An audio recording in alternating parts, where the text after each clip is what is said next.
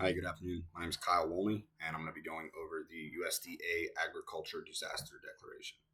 So, what this is the federal government's way of formally saying that agriculture in a specific county and adjacent counties was affected by a major hit from a natural disaster. um, what this is going to unlock is federal loans, usually low interest rate loans, to allow farmers and ranchers and anyone in that community to pay bills, replace livestock, equipment, do the things they need to do to get to the next good season.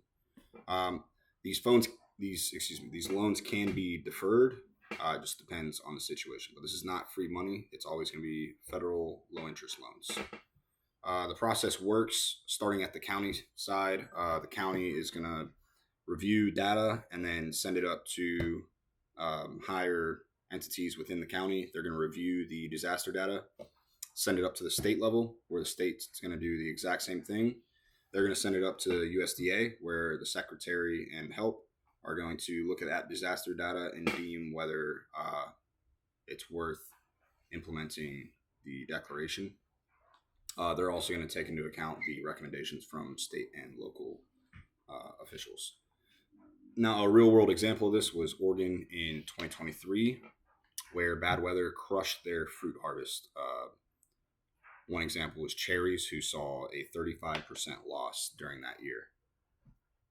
So the governor asked for a declaration. The USDA approved two primary counties as well as several adjacent ones, which allowed exactly what we were just talking about, loans to come in and cover the operating cost of farmers to keep their orchids alive through the season.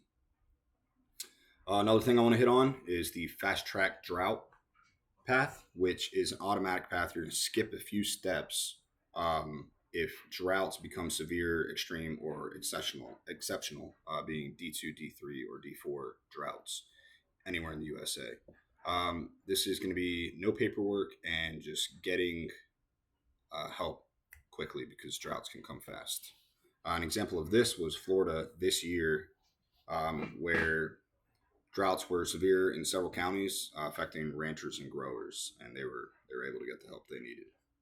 Um, now that we went over some real world examples, I do want to touch that USDA declaration is not to be confused with FEMA's disasters. These are two separate entities, and the USDA one is going to be specifically that low interest federal loan. The system matters because one bad season can destroy farmers, and they need all the help they can get. These people have hard lives, and they don't make a lot of money for it. So it's important that we keep this system in place and improve it where we can. Thank you for your time. Have a great day.